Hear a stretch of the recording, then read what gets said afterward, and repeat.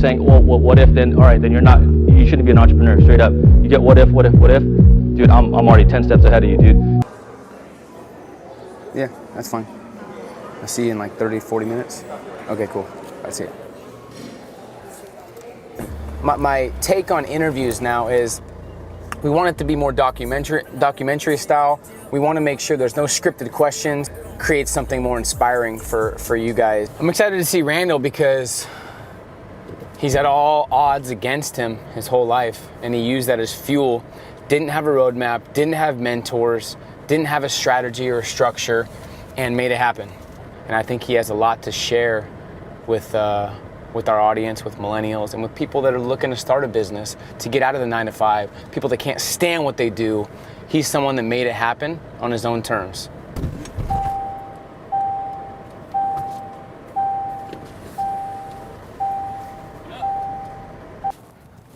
Where'd you guys come around this way? What's up, dude? See you, man. Good to see you, man. Came right here, and then we just came around. I don't know where your office was. This is the spot. This is dope. Yeah, it's like nice and open. So your office is the same place as your headquarters. That's dope. See, that's smart. Let me get my bag. Yeah, so everything is literally in-house. Like we don't book out photo studios anymore. We do everything here. Product shots, everything. You know what impressed me that I saw last night, a video, is you're shooting. Oh, you're shooting. Yeah. You come in You're weekends doing sometimes? everything. Yeah, I had to, you know. That's badass, though. You do a startup, man. You got to do everything yourself. Yep. Man, show, like you said, you know. I don't know where it is, but with the hood too. Oh, here it is. This one's sick. This one's already out. It's got custom hood right there. Lift it in the back. All tailored and cut now, so it's not like super big like you're wearing hockey pads. See ya. What up? It's my boy Randall, CEO of LiftFit, one of the up-and-coming, thriving CEOs, and has a brand that's just blowing up. So I'm excited to interview him and really take his wisdom and guidance and give you guys some value. So let's go.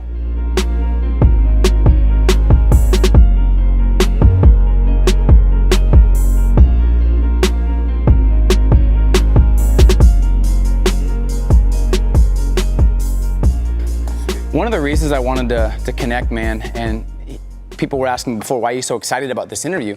It's because A, you came from nothing, B, everything was against you, and you said that you really didn't have mentors. You just had so much ammo and so much fuel and so much ambition because everyone's telling you can't amount to much, you have tattoos, you can't do this, you can't do that. Mm-hmm. What role did people hating on you or doubting you play in your success? I mean, I used it all as fuel, you know, as much as you want to block it out. You always kind of like think about that stuff. It's always in like the back of your head, you know, but you don't focus on it to the point where it's going to drag you down. You're like, you know what? I mean, who are you to say that I can't do this? You know what I'm saying? I have my own choices. I'm going to make it my own thing, you know, like I feel like I have more motivation than you. You know, all you're doing is just hating, not believing, you know what I'm saying? Like I've seen people do this shit. I've seen, you know, the guys right next to me go from 0 to 100, you know. I'm like, dude, I'm gonna be the next dude. So if you guys want to hate, I'm gonna prove you guys wrong, you know. Was there any person or comments that stuck with you that really hit you home when they're like, you know, because your tattoo's blank or because you came from this area blank? Was there any that you remember that like drove you, or was it just a combination? You know what's funny? It's not really a particular thing that I remember, and it's funny that you bring that up now. I think for me, the comments and stuff actually came from my parents. Interesting. Believe it or not, yeah.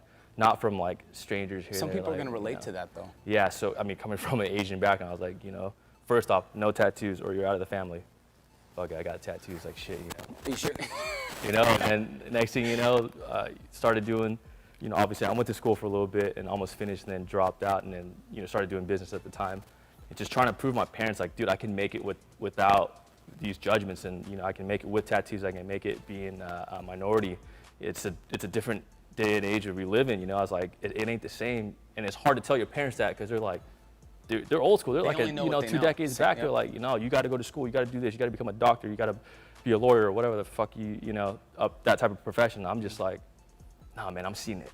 I'm seeing a completely different realm of things, you know. People start businesses when they're young, people doing music and making it big, and especially out of Long Beach, you know, we had like Snoop, Nate Dogg, all the DPG, and a bunch of other local artists now that are doing it big. Sublime came out of there, a bunch of pro skaters. I'm like around that shit, you know, but that You're is seeing not, all this success from people that are being authentic and being exactly, themselves. Exactly. So, and to like my parents and my uncles and, you know, our older generation, they're just like, that's just movie talk, you know, Hollywood talk. Yep. I'm like, nah, how you gonna tell me? I seen it. One of the things I love about this new economy is you can be fully yourself and become successful, be a millionaire. 20, 30 years ago, suit and tie, certain businesses, you have to wait 40 years.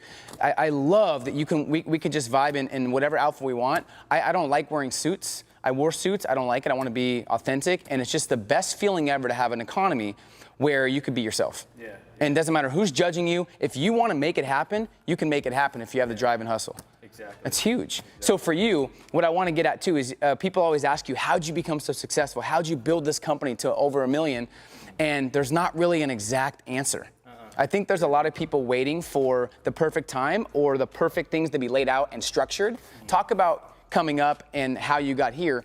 You can't really have a guideline. There was never really a structure. Everything I did, I'll tell you this, everything I did, I put 110% into it, you know. Timing, whatever, there was no right time. You just have to do it. You know, if you have to choose your own right time, whatever. It can be. You said it's still not a right time. It's still not a right time right now. You know, I'm just making moves. As long as you're making moves and making progress, you're in the momentum and you're just going 110% in, you're going to be better than you are yesterday. You're going to succeed better, you're going to make progress, you know. Things are going to grow naturally. And yeah, like when I started with my first few clothing lines, I was like 15 years old. I was in a band, had a clothing line on the side, but I was like, fuck, I'm all in, dude. Like I was so zoned out in this shit. And being all zoned out and wanting to pursue like the band and making just dope clothing, you had to deal with the business logistics of where to go to get this shirts printed. Who do I go for this? How do I get the blanks? Or how do I get this made? You do that subconsciously, but you're looking forward to the band part, to the final product. So, I mean, I did that when I was like 15 to 17, 18. That didn't fall through, but in my head, I knew all that stuff prior, the business logistics of it. Yeah. So then when I went on to college, I studied kinesiology. I started personal training. I blew that business up, you know, personal training in Bally's for a little bit, Bally's Total Fitness corporate.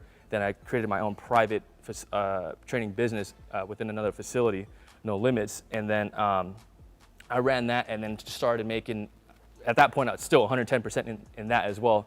Then I started making t-shirts and stuff for my clients because I already knew the logistics of where to go get the shirts printed and all that. From your last business. From my last business and designing and all that stuff all myself. Went 110% in. And I'll tell you this right now, there was no structure to this. You know, I'm just like, People need to hear that though. Yeah, no structure. I'm just doing this because it's making progress. My clients want a shirt, I'm gonna make a shirt. You know, there was no structure umbrella for that, you know, as a personal trainer. You don't have to do that, right? But I just chose to do it because it was, number one, it was cool for my client. Number two, it's an extra stream of revenue, you know. So I started doing that, and then one design after the other, it started snowballing into a clothing line.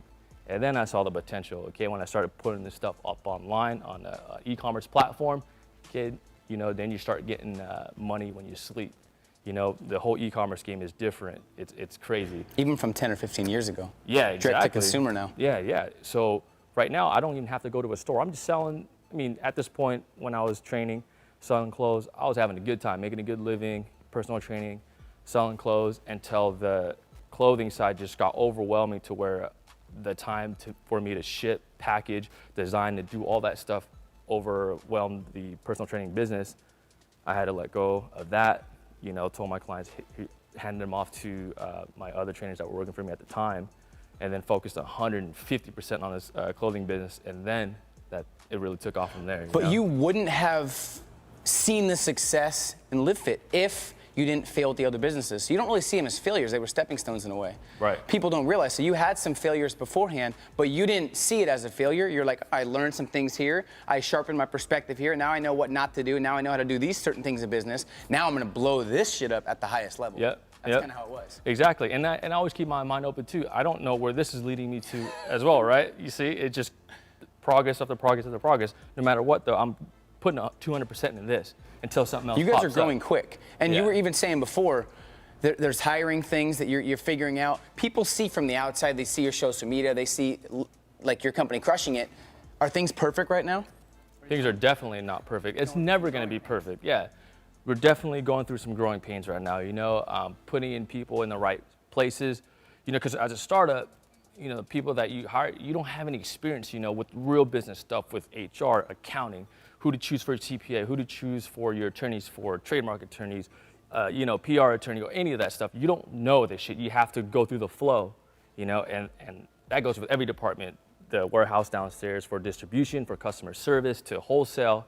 We're just still fine-tuning all that logistics, and it all comes down to the people, So we're going through hiring and restructuring. But the same thing at the beginning, adapting and adjusting. Yep. Not letting up, continuing to go all in, continue to grind and hustle, and figure things out on the way. Yep. I just did a video yesterday. People are just waiting to have certainty of what's next before they start. You don't have the certainty of what's going to happen in 6 months. Yeah. You have to continue to adapt and adjust, find the right people. Yeah. And that's the thing. I think if you want to be in entrepreneurship, you're always gonna you always have to know that it's always a risk.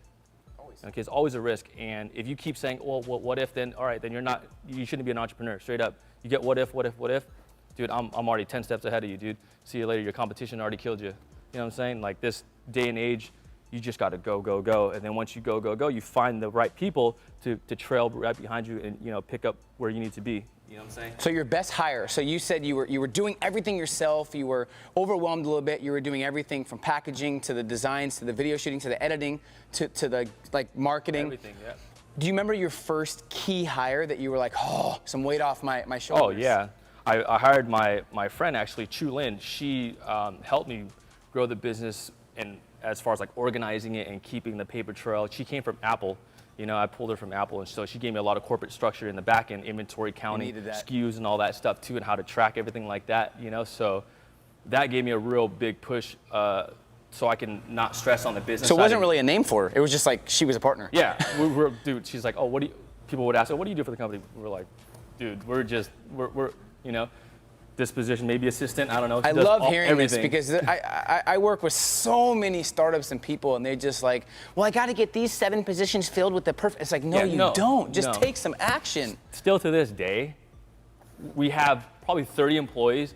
Some of them have a job title, but the high executives were like, dude, I can be this, I can be this, I can be this, I can be this. As long as we get the machine moving, fuck it. You don't need a name for this, because that's going to stunt your growth. I've seen and heard people ask, like, oh, do I need like a controller or a CFO? I'm like, no, dude, just fucking get your finances straight and make sure you're good, Bring value to the consumer. Yeah. Whatever you have, give it to them and see if they like it.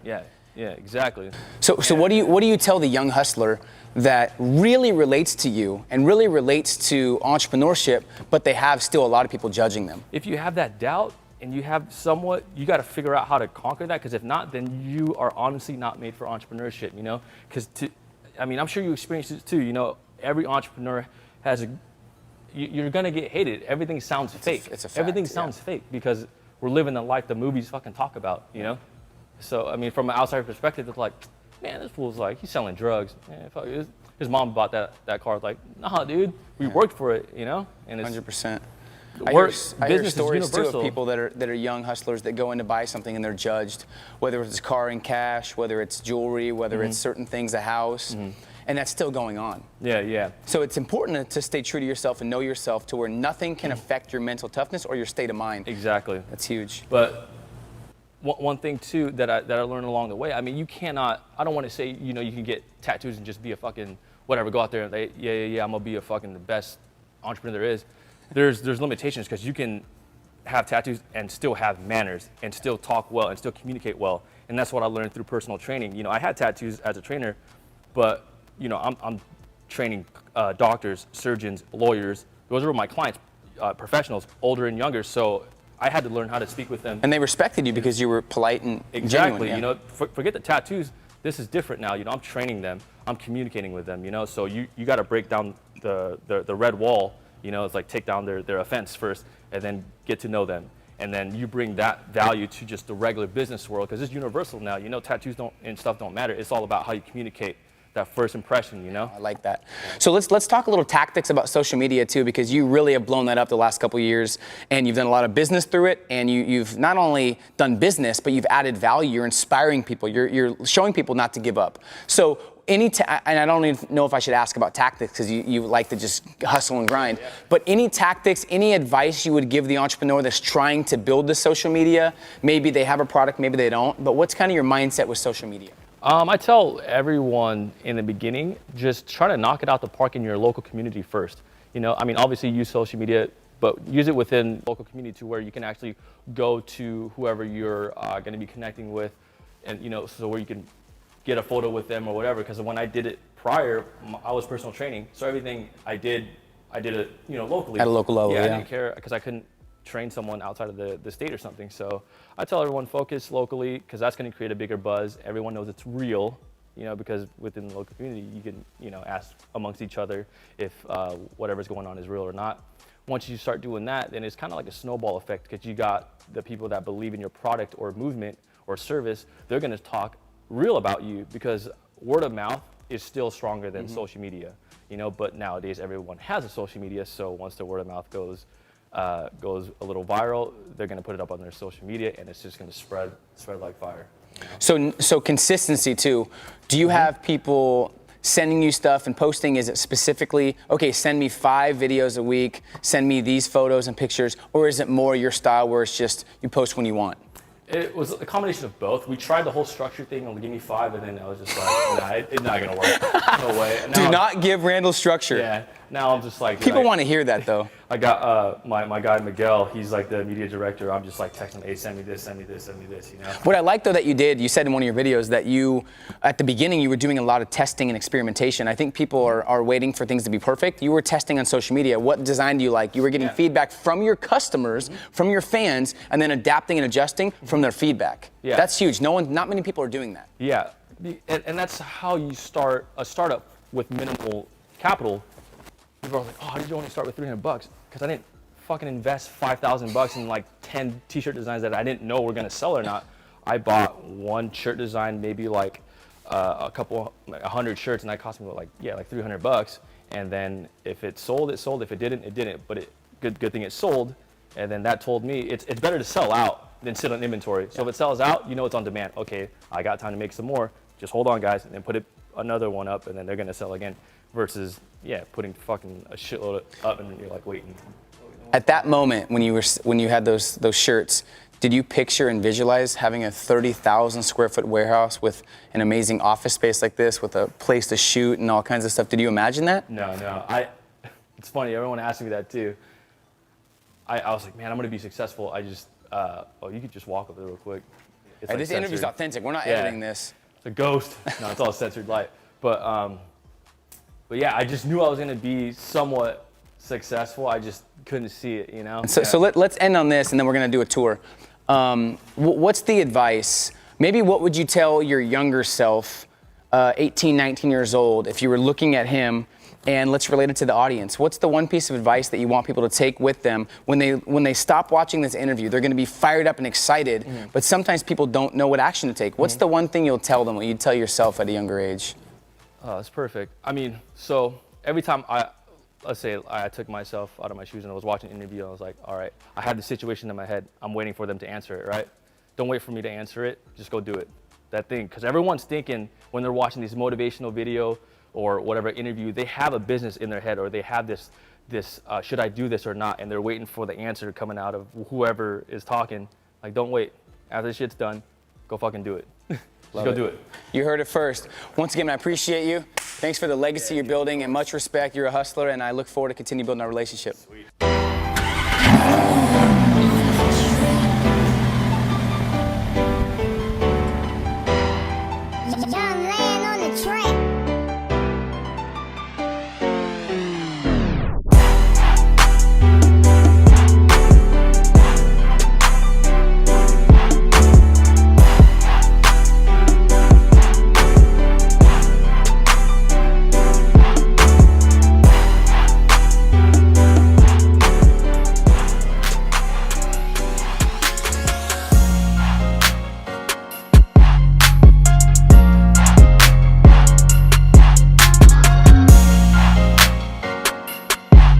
We interview only hustlers, only the real deal people that came from nothing.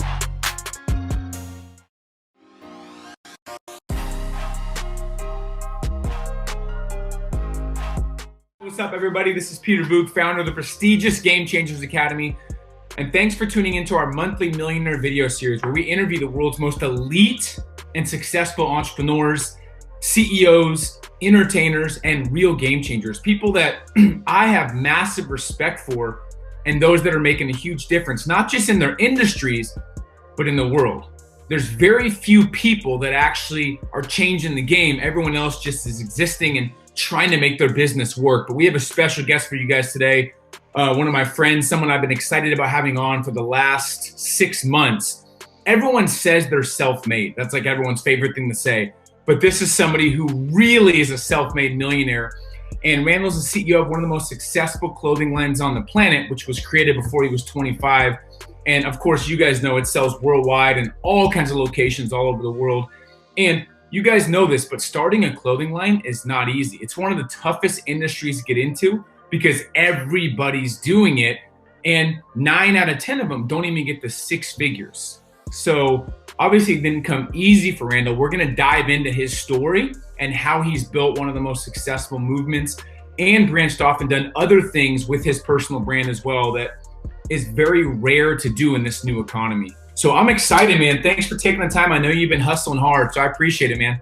Yeah, no, dude, thanks for having me. I was just right before this, we were just running around different rooms trying to get lighting real quick. I had a plumber come in last minute. So, but like, I'm stoked to be on the Game Changer Academy right now. That's entrepreneurship. What I love about you is you're just raw and uncut. Like I've seen you in action at your, at the factory, at your studio. And it's a grind, man. You're not taking the days off. You're not relaxing. You're like in the grind, in the trenches, which is why I wanted to connect with you. Is there things that you could tell like a young entrepreneur that's looking to get to your level, like things that you might have thought through a little more when you were starting out, or things like, hey, make sure you watch out for this. Make sure you have your ducks in a row at this this stage of the business. Is there things that you've thought about that you would do over that you would tell young entrepreneurs? You know what? Yes, there's a lot. But I think one of the biggest ones, I guess I could say right now is really, because man, I come from like a place where I accept people in, you know what I mean? And I find someone and I feel like I can trust them, this and this. But then as a business owner now, like when I'm like, dude, I'm 10 years deep in the business world, you know? Like when you're the person feeding, it's different, you know? You gotta really cover your tracks, you know, when you do the hiring and all that stuff, giving job titles and, you know, and delegating the work. You gotta make sure everything is very transparent and make sure everything is documented, okay? And that's very, very important because it come back and bite you in the ass. But when I say documented, like contracts and stuff, make sure things are very professional. You guys have a verbal and a signed agreements to whatever you need to do, what business you're in. Those go pretty far. Yeah, just really, it's all in who you hire, I believe. You know, when you really want to start scaling and start getting to the next level, you got to delegate your tasks, you know, and your management tasks, which is a very, very hard thing. So, you know, when you find people, it's not just people with a good educational background or whatever university they came from. I look for people that can multitask and look for people that treat my business like their business. You know what I'm saying? So I think right now it's just like hiring the right guys. And fortunate for me now, I have, I don't know, like 5 executives that I can just literally trust, and they go full on in, you know what I mean, with the business in their department, you know? So, but I think that my best advice to start off is when you start bringing people on, just really thoroughly be with that person and see what they're in there for real. You know what I mean? If they're really in there for the business, for the movement. I mean, at the end of the day, yeah, it is a paycheck, but don't get me wrong. You bust your ass, I'll fucking take care of you. You know what I mean? So.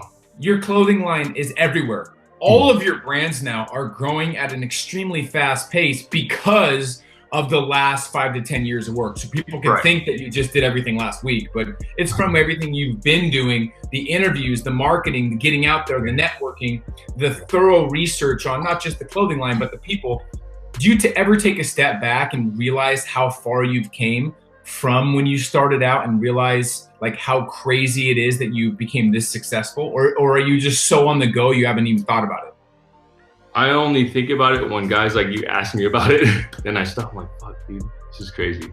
Yeah, because like you said, clothing, especially like streetwear, like t-shirt game, it's probably top 5 hardest industries to get into. You know, everyone's doing it. So like, I had to adapt quick as social media was changing, Instagram, all this stuff. Then I started becoming the face, you know, which I didn't want to at first, but now it's kind of like I have to, and now I enjoy it, you know. But you have to adapt to the times and live what your brand is about, you know. And that's what I feel a lot of these people that are starting clothing brands, they're not really living it, you know what I'm saying? And when I talk about that, like, it was a personal training business at first, but when it became a brand, I started incorporating my past lifestyles into it. So I had heavy surf influence, heavy skate influence, heavy like hardcore music influences, you know, and it's just all dialed in, and that would bring you a wider audience, you know, the audience that you used to mess with back then, and bring them into this like fitness industry. And now it's become just like a huge active lifestyle brand. But a lot of that has to do with my influence, you know, and I have to be real and really put out what I know and only know, because that's one thing I like to push, is to be really authentic. Because when people ask me a question about my brand or this and this, or, you know, this skate thing or whatever, I can answer it truthfully because that's what I know. I won't put out something that I don't know. Like if I'm going to do BMXing or golfing, I'm like, I don't know that. So I don't, you know. But that's a very important lesson in the new economy. Live your brand. I see people that aren't living their brand. They're like, I think people want this, so I'm going to give it to them. It's like, no, your focus is, this is me. This is where I truly feel at my core. This is what my gut and heart says, because I know about it. If you catch on and you love it, great. If it's not for you, oh well. I'm going to continue to push out what's authentic. I love that.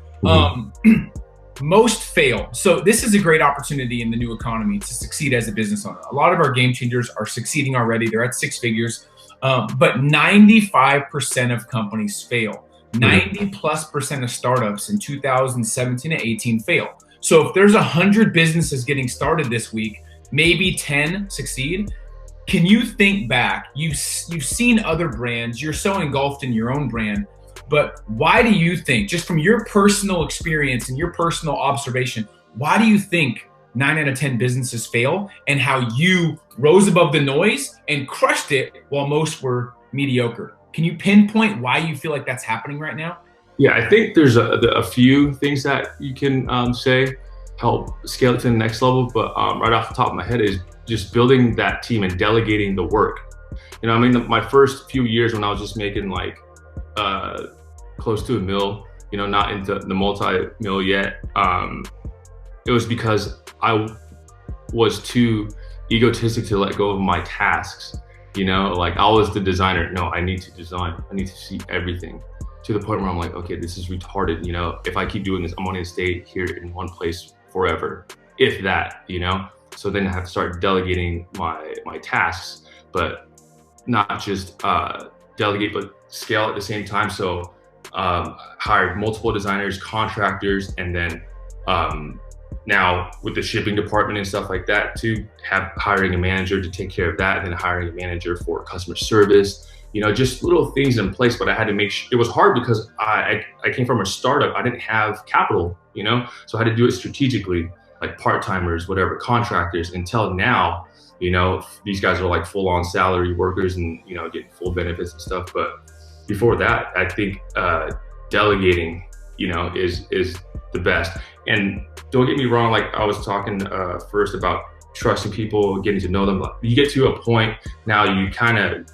know how to cover your tracks. So then if something doesn't work out, it's okay. You know what I'm saying? So that's where we're at now. And I just tell people, like, I can go 100% here, or 90%, 90, 90, 90, or only like spread myself in 5 areas, whether or now I can hire 100 people and go 60%, but that's going to be outweighing, you know, my what do you call it, task myself that I can do. You know what I'm saying? So social media, for companies watching, everybody wants to. If you're not building a brand, if you're not focused on social media, doesn't matter what kind of business you have.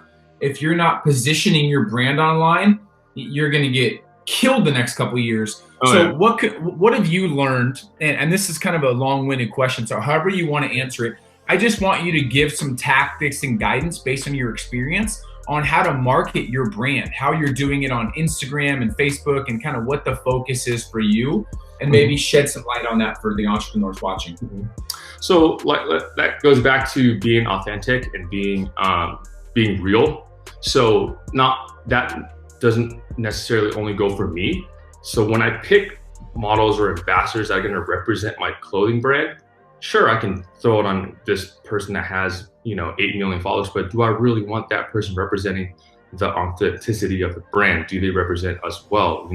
So when I built this team of marketing, the team of social media, the athletes or whatever, I made sure they fit the part perfectly, that represents not just the brand, but myself as well, a reflection of me, so I think that's very, very, very huge, because people will see that, we'll see right through it, whether this person just took a sponsorship because, they paid him, whatever. It's like, nah, this person wants to be a part of us. They came and asked for us, so the team is nice and tight. Everyone has the same visions, same goals, and just go from there and literally capitalize off of the media point too, videos, pictures.